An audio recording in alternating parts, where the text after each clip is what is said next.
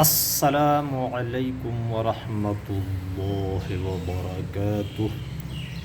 یہ ملیریا کے بارے میں کچھ بتانا تھا۔ بعض حکیموں سے اعصابی عضلاتی بتاتے ہیں، بعض عضلاتی بتاتے ہیں،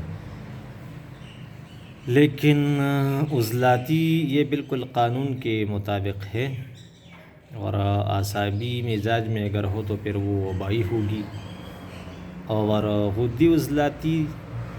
4 نمبر مزاج میں بھی بتایا گیا ہے کہ اس میں بھی ملیریا ہوتی ہے۔ تو ہم نے تو ابھی تک نہیں دیکھا، لیکن سنا ہے کہ اس مزاج میں بھی ملیریا ہوتی ہے۔ کسی بھی قسم کی ملیریا ہو تو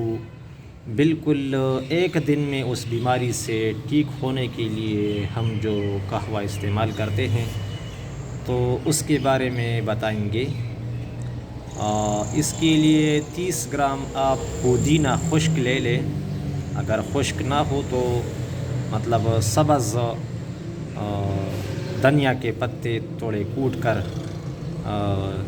4-5 پتے ڈالنا ہوگا پھر، اور اسی طرح 30 گرام اجوائن دیسی، اور اس میں 15 گرام آپ ادرک ڈالے، اور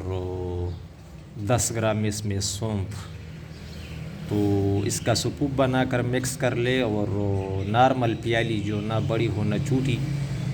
اور اتنی پانی میں آدھا چمچ ڈالنا ہے، اور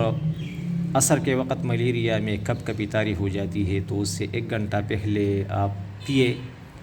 یا مطلب اگر اس سے بھی پہلے دن سے آپ شروع کریں لیکن اس وقت آپ ضرور پیے 1 گھنٹہ پہلے، تو امید ہے کہ اس دن آپ پر کپ کپی طاری نہیں ہوگی،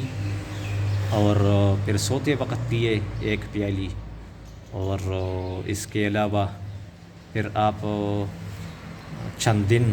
3 سے 4 وقت 1 پیالی پیے، اور بچوں کو اس کے وزن اور عمر کی حساب سے